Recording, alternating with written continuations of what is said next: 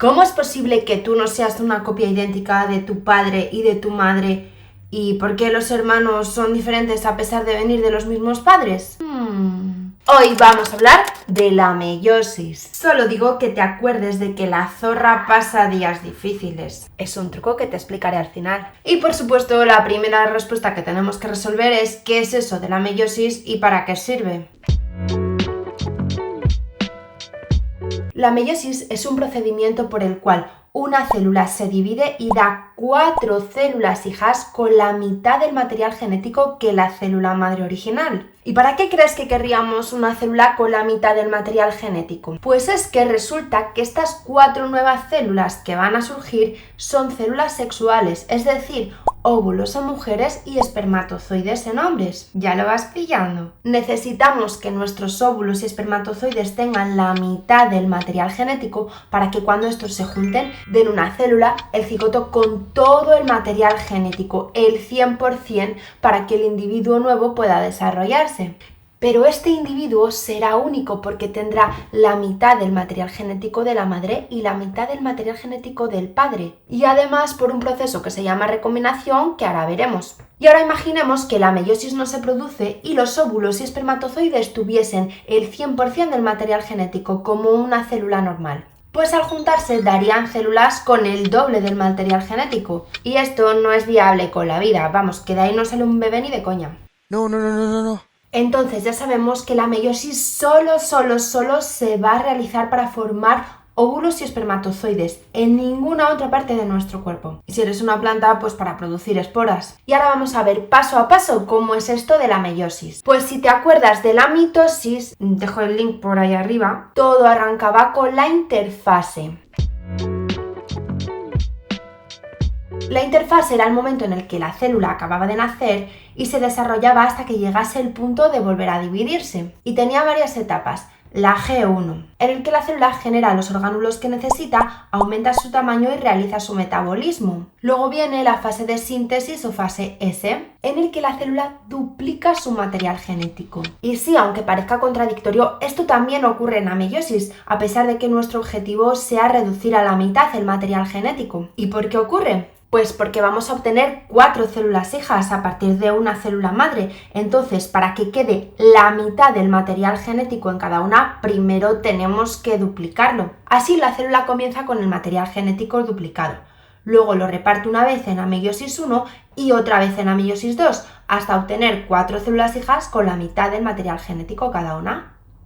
Luego lo veremos. Tenemos G1, síntesis, y la interfase terminaría con la fase G2, donde la célula alcanza el tamaño adecuado para la meiosis. Por cierto, que también se duplican los centriolos, que no se olvide. Lista la interfase, comenzamos con la meiosis, que tiene 2 divisiones sucesivas, la meiosis 1 y la meiosis 2. Y arrancamos con la meiosis 1, claro.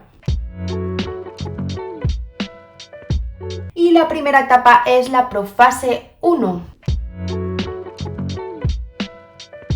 Que es la etapa más difícil y más larga que vamos a ver con diferencia, porque a su vez tiene 5 etapas. La primera es leptoteno, en la que el material genético se condensa y da cromosomas. Fácil. Luego viene cigoteno, en el que los cromosomas homólogos se van a parear. Vamos, que se colocan juntos, y esta asociación se llama sinapsis, como la de las neuronas. Para aclararlo un poco, los cromosomas homólogos son cromosomas que tienen el mismo tamaño, la misma forma y contienen los mismos genes. El color de ojos, el color del pelo o lo que sea. Pero un cromosoma vino del padre y un cromosoma vino de la madre. Porque una célula normal siempre va a tener toda la información genética duplicada. Una proveniente del padre y otra proveniente de la madre. Aclarado esto, vamos a ver la siguiente etapa, que es paquiteno. En paquiteno se produce el sobrecruzamiento o crossing over in English, en el que los cromosomas se intercambian una patita entre sí. Sí, literalmente una patita del cromosoma se rompe y se une con la de otro. El resultado, se obtienen nuevos cromosomas que son únicos que mezclan genes del padre y de la madre. Por ejemplo, ahora puedes tener en un mismo cromosoma un gen de color de ojos que viene del padre, pero un gen de color de pelo que viene de la madre y viceversa. Y lo mejor es que esto ocurre al azar cada vez que se produce una meiosis. Así que cada célula sexual, cada óvulo o espermatozoide va a tener un batiburrillo de cromosomas diferentes. Por eso no hay dos personas iguales. Luego entramos en diploteno, en el que los cromosomas apareados se van a comenzar a separar, pero van a quedar unidos por los puntos donde se produjo el sobrecruzamiento y esos puntos se llaman quiasmas. Y la última etapa de la profase 1 es la diacinesis, donde los quiasmas se desplazan a los extremos de los cromosomas porque ya en la siguiente etapa los cromosomas se van a separar. Y además se desintegra el núcleo en vesículas. Recuerda que la zorra pasa días difíciles. Y que siempre se me olvida, recuerda que los centriolos en profase 1 se desplazan a los polos. Y a partir de aquí todo es un paseo. Después de profase 1 tiene lugar metafase 1. Donde los cromosomas homólogos se van a situar así en parejitas en la placa ecuatorial. Luego, la anafase 1, donde los cromosomas homólogos van a comenzar a migrar cada uno a un polo de la célula, siendo arrastrados por las fibras del uso acromático. Y en esta ocasión no son las patitas del cromosoma, es el cromosoma entero. Y finalmente, en telofase 1, los cromosomas terminan de llegar a los polos y además se produce la citocinesis o división del citoplasma. Y entonces en meiosis 1 ocurre algo curioso. Hemos pasado de tener una célula diploide, es decir, con parejas de cromosomas, uno proveniente del padre y otro de la madre, a tener dos células haploides, es decir, con la mitad de la información genética. Por ejemplo, antes teníamos dos versiones de color de ojos, una de la madre y otra del padre, pero ahora en la célula hija solo queda una versión de color de ojos. Eso sí, cada cromosoma va a estar formado todavía por dos patitas, por dos cromátidas. Así que esta única información de color de ojos va a estar repetida dos veces, excepto en los puntos donde se ha producido recombinación, donde un mismo cromosoma podrá tener en una cromátida genes del padre y en la otra de la madre. Y por eso se dice que meiosis 1 es una división reductora, porque se reduce la información genética a la mitad. Y finiquitada meiosis 1, vamos a tomarnos un café y luego seguimos.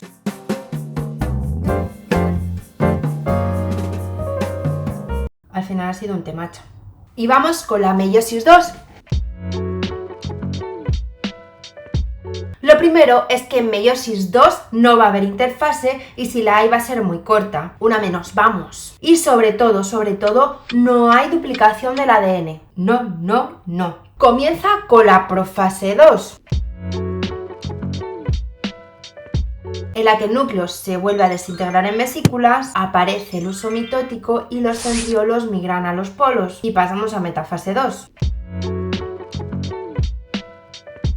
En metafase 2 los cromosomas se ponen en la placa ecuatorial, pero ahora en línea recta, como ocurría en la mitosis. Y ya está, pasamos a anafase 2. En anafase 2 las cromátidas hermanas, las patitas de los cromosomas, se van a separar rompiendo el cromosoma por la mitad. Y estas patitas migran a los polos gracias al uso acromático. Y ya está, pasamos a telofase 2. Ya dije que iba a ser fácil. En telofase 2 el cromosoma se descondensa, se vuelve a formar el núcleo y también tiene lugar la citocinesis, que era la división del citoplasma. Y ya está. ¿Qué obtenemos? Pues obtenemos 4 células hija con la mitad del material genético. Por ejemplo, con una única copia de color de ojos y además cromosomas con una única patita o cromátida. Estas células sexuales, óvulos y espermatozoides, están listas para fusionarse y dar una nueva célula con el material genético completo, el cigoto. Este cigoto empezará a hacer mitosis y dará un baby. Oh.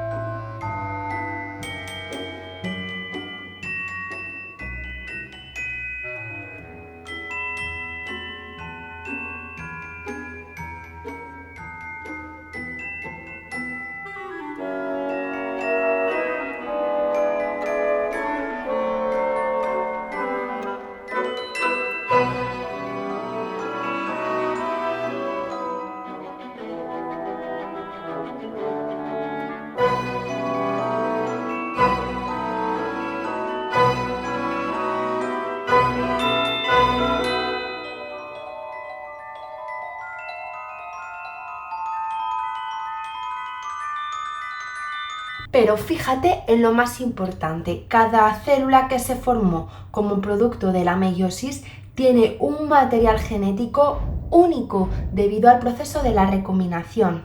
Esto favorece la evolución porque si todos fuésemos iguales con el mismo material genético, cualquier enfermedad o cambio en el ambiente acabaría con la población y extintos. Sin embargo, el hecho de que seamos diferentes permite que al menos algunos se adapten a las nuevas condiciones ambientales o sobrevivan a las enfermedades. Realmente somos únicos. Bueno, a menos que tengas un gemelo.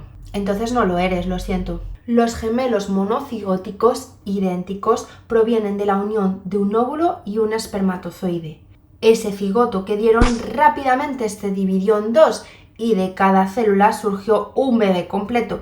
Por eso vienen del mismo óvulo y el mismo espermatozoide y por eso tienen exactamente el mismo material genético. Cosa que no ocurre con los mellizos, que surgen porque dos óvulos diferentes se fusionaron con dos espermatozoides diferentes. ¿Qué pasa? Que lo hicieron justo a la vez, lo que dio lugar a un embarazo con dos bebés pero con el material genético completamente diferente. Y lo prometido es deuda. ¿Qué es eso de la zorra pasa días difíciles? Suena fatal, la verdad.